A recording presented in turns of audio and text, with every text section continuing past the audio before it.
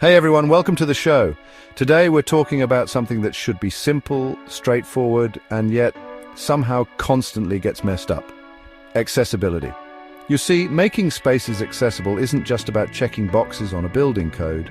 It's about making sure everyone, regardless of physical ability, can actually use the space comfortably and safely. So get ready to have your assumptions challenged because we're diving into the most common accessibility mistakes. And trust me, you don't want to be the one making these blunders. You see a ramp, you think accessibility win, right? Well, not so fast. A ramp that's too steep is basically an accident waiting to happen. Imagine trying to wheel yourself up a ramp that feels more like a wall. And don't even get me started on ramps without handrails, because newsflash, not everyone using a ramp is in a wheelchair.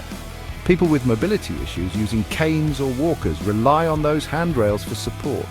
A poorly designed ramp isn't just inconvenient, it defeats the entire purpose. It's like saying, sure, you can come in, but good luck getting there.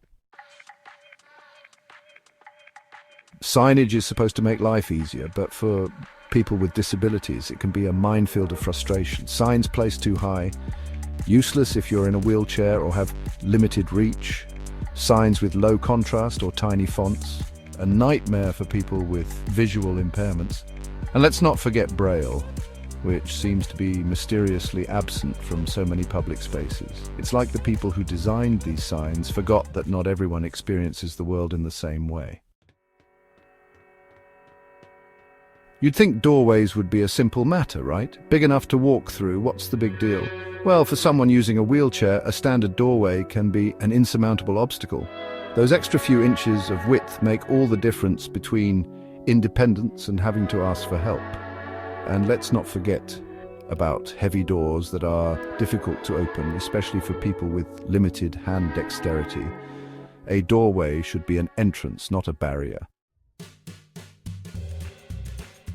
We've all been in that dimly lit restaurant, struggling to read the menu. But for someone with low vision, poor lighting isn't just an inconvenience. It can make a space completely inaccessible. Imagine trying to navigate a hallway with inconsistent lighting or locate a step you can't see clearly. It's not just about brightness, it's about contrast and avoiding glare, which can be especially challenging for people with visual impairments. Remember, good lighting is about more than just aesthetics. It's about safety and inclusivity.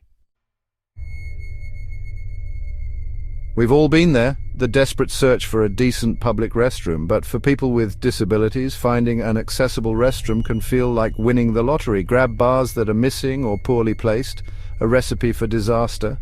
Sinks that are too high to reach from a wheelchair, not helpful. And don't even get me started on those tiny stalls that don't offer enough room to maneuver. Going to the restroom shouldn't feel like an Olympic event.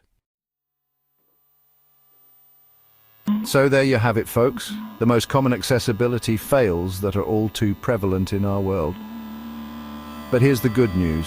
Fixing these problems isn't rocket science. It just takes a little awareness, a bit of planning, and a genuine desire to create spaces that work for everyone. Because accessibility isn't just about ramps and handrails, it's about creating a world where everyone feels welcome, respected, and empowered. Thanks for watching. And remember, true accessibility benefits everyone. So let's ditch the shortcuts and start designing spaces with inclusivity in mind.